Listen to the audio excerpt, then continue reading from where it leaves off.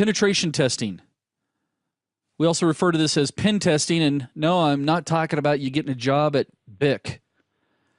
Thank you. Now, what a pen test is, and we will have a completely separate course coming up on pen testing, but we just want to talk about it here briefly.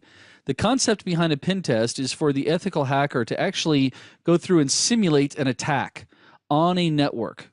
While the attack is being simulated, we are actually evaluating that attack, then we try to fix the issues and then try to simulate the attack again. Now, the question usually comes up of why do we do pen tests? Well, we do them to help identify different threats that the network may be susceptible to. We also want to reduce our return on security investment.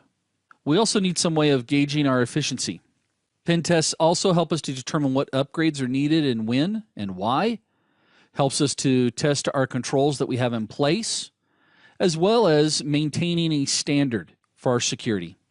I love pen testing because the fact that it helps to reassure that things I've done are protecting the company, and I have some evidence to prove that.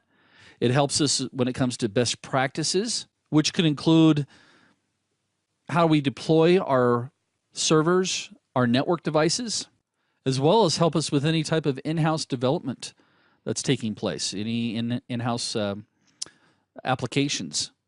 Again, sitting on an update to a line of business application could actually open up some security holes that you had covered previously. So how do we do a pen test? Well, there's several different steps that we go through. And again, this is going to be a high-level look at those steps. We typically start off by gathering information about the network. We then go through and create what they refer to as an exposure study. So we understand the targets involved. What is it we're trying to expose? We then look at physical security as well as SQL injection, possible attacks, web application attacks, source code attacks, especially any open source stuff that's there, folks. Stolen mobile devices would be another method that we would use a pen test for to see what happens. Social engineering, man. We have a whole course coming up on social engineering. It's so important because it is one of the easiest things for an attacker to do without exposing himself. Me just having a conversation with one of your employees, either in person or via email or on Facebook, whatever, you'd be surprised what people will actually expose. Passwords, way of testing our passwords. Denial of service attacks. We're going to also be testing wireless connectivity. Yes, you will test and make sure your IDS systems are working as expected. We'll be also looking at firewalls as well as routers and switches. We've talked about those. The internal network versus the external network. Again, what's visible. We'll also look at email, telecom, different ways of communicating. What is exposed or what is possible through those channels. Mobile devices. Let me ask a quick question. How many of you guys have issued mobile phones or smartphones to your users? Okay, I see a couple of you. Let me ask the next question. How many of those devices, did you encrypt them? Oh, did you even know that's an option? Encryption makes it so that when they turn the device on, it requires a password to decrypt on the fly. We'll also be testing for patches and updates, data leakage.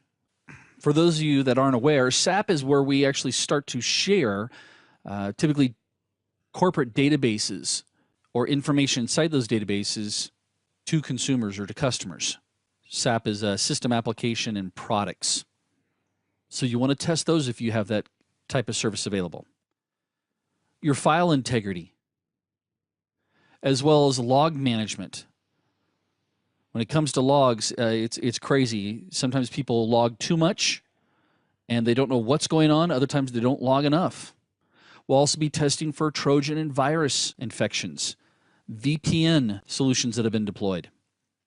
Cloud, whew, there's a whole new one for us, isn't it?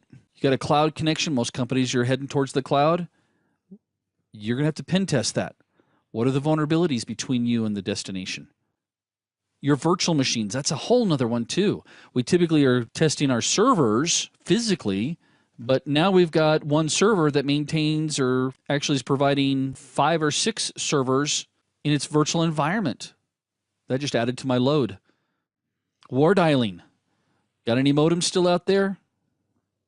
And believe it or not, there are companies that do. VoIP. Yeah, go Google hacking VoIP, because VoIP is just running off of a network protocol. So why not attack it? And maybe I can start listening on phone calls. Cameras. Yeah, cameras are connected. And because it's connected, it's a target. And when I say it's connected, it typically has an IP address. Can people gain access to it? What does the camera show? What databases are out there that an attacker might gain access to? And I could continue on and on and on, just depending on the pen test and the agreement that technically how much the customer wants to pay, will determine how deep I go as well as how broad I'll go.